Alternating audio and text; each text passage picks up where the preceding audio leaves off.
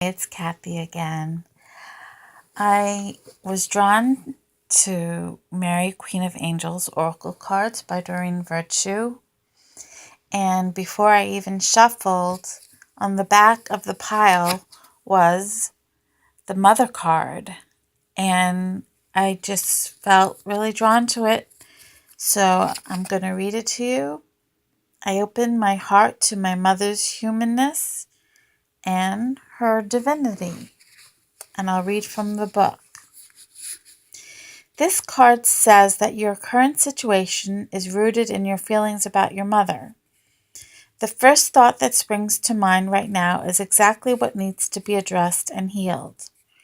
Regardless of your mother's lifestyle or history, you are the one currently living with your feelings.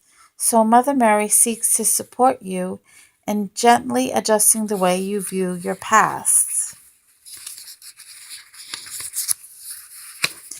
to give you more freedom in your present and future life. As you hold a compassionate viewpoint toward your mother and see her as a fallible human who was doing the best that she could, you heal in profound ways. Having a healed viewpoint concerning your mother allows you to be more open to receiving God's gifts, help from others, and messages from the divine. Ask Mother Mary for assistance in releasing any old or heavy emotions connected to your mother so that you can better enjoy each moment of your life. Now, I love these cards, and I know that Doreen Virtue prayed over them and really put her heart into them. But I never pray to Mary. I just never do. I pray to God and to Jesus and sometimes True Father, but mostly I just pray to God. Anyway, Mother. So what comes to mind is that my mother, I love her so much. And I didn't realize how intensely I loved her until one year I decided to move to Hawaii with my fiance. And I was in Hawaii. We were setting things up. He was looking for a permanent job. He was just there on an assignment at the airport. And we were looking for employment and an apartment. Anyway, on the plane ride home, I went home to pick up my daughter to bring her to Hawaii. On the way home, I started sobbing. I mean, we're talking, I was I was a mess. I couldn't believe it. And my heart was longing for my mother. Now, my mother and I at the time didn't have the type of relationship where we chat on the phone all the time. So while I was in Hawaii, my mother and I never talked. So when I got on the airplane to go home, all those feelings of missing my mother all just exploded. So anyway, it ended up that after a while, my fiance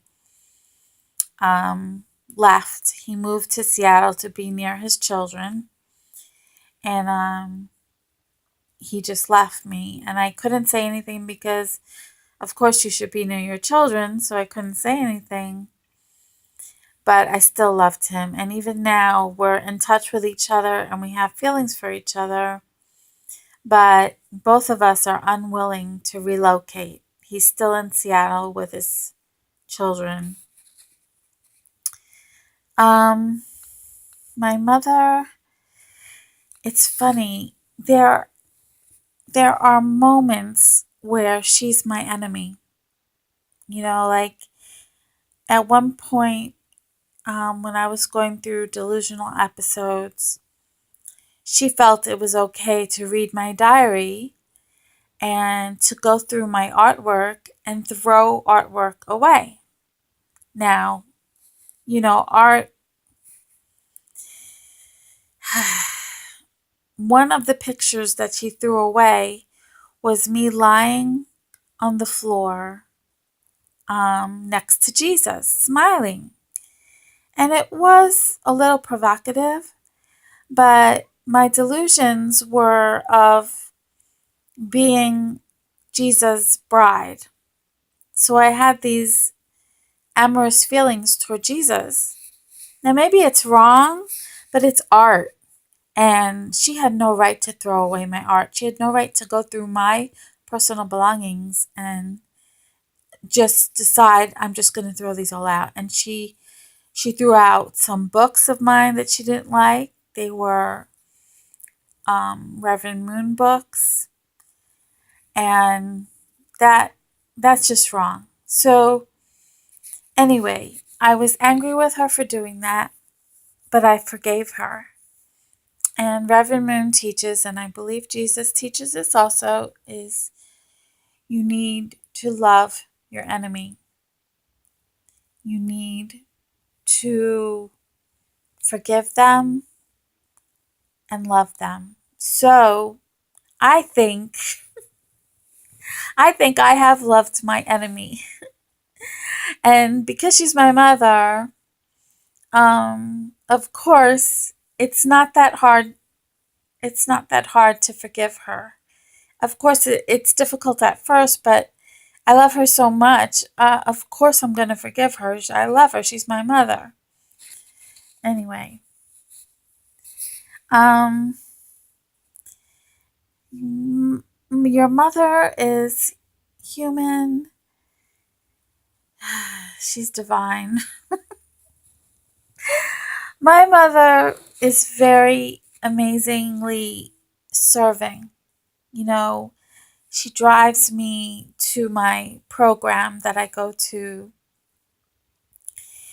because it's cold out and she doesn't want me waiting for the bus.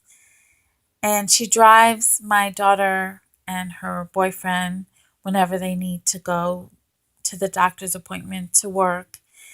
She cooks. She cooks. So I guess you could say that's her divinity, is that she's really good at serving people.